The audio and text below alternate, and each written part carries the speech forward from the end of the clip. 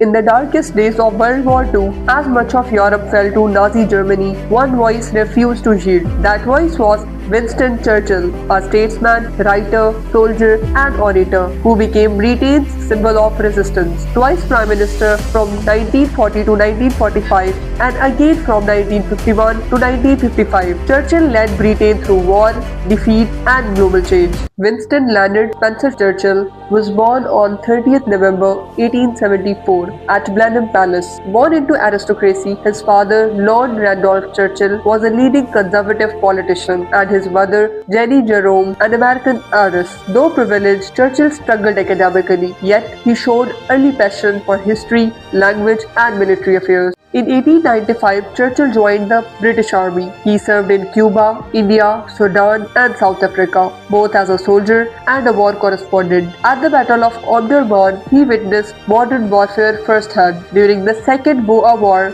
he was captured but dramatically escaped from a prison camp, becoming a national hero, a turning point that launched his political rise. Churchill entered Parliament in 1900 as a Conservative MP for Oldham. In 1904, he switched to the Liberal Party, advocating free trade and reform, and quickly climbed government ranks. By 1911, he became First Lord of the Admiralty, overseeing the Royal Navy. But World War I would test his career. Churchill supported the 1915 Gallipoli campaign, an attempt to control the Dardanelles. It failed disastrously, and he faced heavy criticism. He resigned and served on the Western Front himself. Later, as Minister of Munitions, he helped strengthen Britain's war production. In the interwar years, Churchill returned to the Conservative Party. As Chancellor in 1924, he controversially restored Britain to the gold standard. After the 1929 defeat, he spent over a decade out of the office, writing, speaking, and warning against Nazi Germany. While many supported appeasement, Churchill opposed it.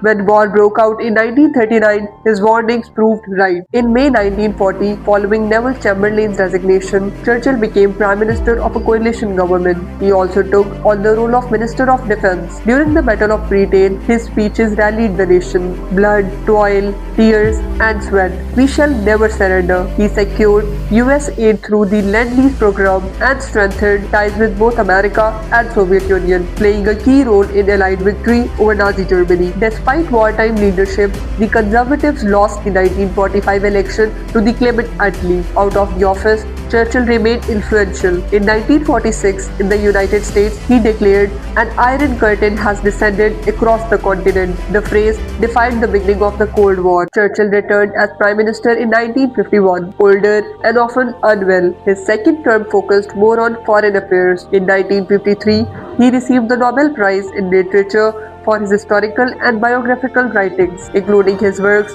on the First and Second World Wars. Churchill resigned in 1955 due to the declining health. He spent his later years at Chartwell, painting and writing. After a severe stroke in January 1965, he died on January 24 in London. He was honored with one of the largest state funerals in British history. Churchill was more than a wartime leader. He was a soldier, historian, painter, Nobel laureate, and one of the defining figures of the 20th century. A man whose voice shaped history when silence would have meant surrender.